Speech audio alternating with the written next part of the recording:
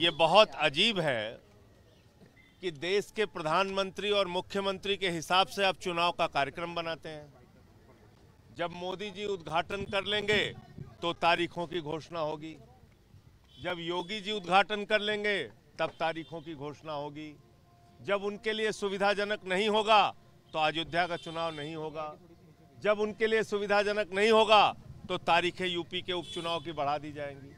ये चुनाव आयोग पे गंभीर सवाल है जो उन्होंने तारीखें उत्तर प्रदेश के उपचुनाव की बढ़ाई है, नंबर 1। दूसरी बार अखिलेश जी से बहुत ही सार्थक और अच्छी बातचीत हुई।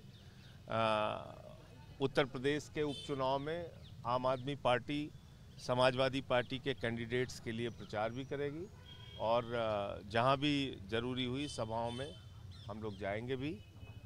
हमारा मकसद है कि भारतीय जनता पार्टी जो देश में नफरत की, सांप्रदायिकता की राजनीति कर रही है, दंगे फसाद और झगड़े की राजनीति कर रही है, उनको इस उपचुनाव में भी पराजित किया जाए। कल गाजियाबाद में रैली है, आप वहां मौजूद रहेंगे क्या?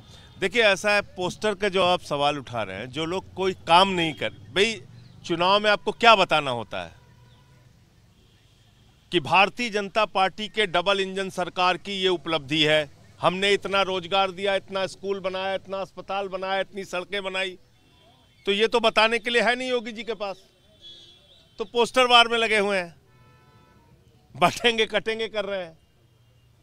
आपने तो उत्तर प्रदेश को आज इस हालत में पहुंचा दिया है। थाने में मोहित पांडे की हत्या हुई, थाने में अमन गौतम की हत्या हुई, एक पूर्व फौजी को पीटा जा रहा है रायबरेली के अंदर, 27,000 सरकारी स्कूल आप बंद करने जा रहे हैं, 26,000 सरकारी स्कूल आप बंद कर चुके हैं, ओबीसी आरक्षण को आपने खा लिया, जिसके कारण से नौजवान वो धरने पर बैठा हुआ है, आंदोलन कर रहा है कि हमारा आरक्षण हमको दिया जाए। तो ये पार्टी देश के संविधान को, आरक्षण को, लोकतंत्र को खत्म करना चाहती है। बड़ी लड़ाई ये है, और इससे ध्यान हटकाने के लिए जो आप पोस्टर की बात कर रहे हैं, ऐसे पोस्टर निकाले जाते हैं। ना इस देश का दलित, पिछड़ा, आदिवासी, अल्पसंख्यक इनके किसी भी नारे में फंसने वाला नहीं है। सब मिलके बीजेपी को हराएंगे। जो कह रहे हैं ना बटेंगे, तो दलित, पिछड़ा, आदिवासी, अल्पसंख्यक बिना बटे बीजेपी को हराने का काम करेंगे। पोस्टर में ये सरकार हिंदू जाति में बटेंगे तो बांग्लादेश जैसे कटेंगे, इस तरीके। देखिए, ऐसा है, हिंदू किसको मानते हैं? ये रामनाथ कोविंद जी को हिंदू मानते हैं? देश के राष्ट्रपति थे, क्योंकि वो दलित समाज से आते हैं, इनको मंदिर के शिलान्यास में उनको नहीं बुलाया गया। प्रभु श्री राम के मंदिर के शिलान्यास में श्री रामनाथ कोविंद जी को नहीं बुलाया गया, जो तत्कालीन राष्ट्रपति थे। मौजूदा राष्ट्रपति श्रीमती द्रौपदी मुर्मू, जो आदिवासी समाज से आती हैं, मंदिर के उद्घाटन में उनको नहीं बुलाया गया। किसको हिंदू मानते हैं ये?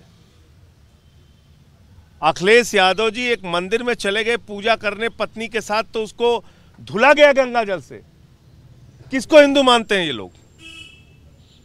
इनके हिंदू की परिभाषा क्या है? 100 साल हो गए आरएसएस को बने हुए। एक दलित और पिछड़े का नाम बता दीजिए जो आज तक आरएसएस का प्रमुख रहा हो। एक दलित और पिछड़ा मैं पूछ रहा हूं आपसे, 100 साल के अंदर। तो हिंदू किसको मानते हैं?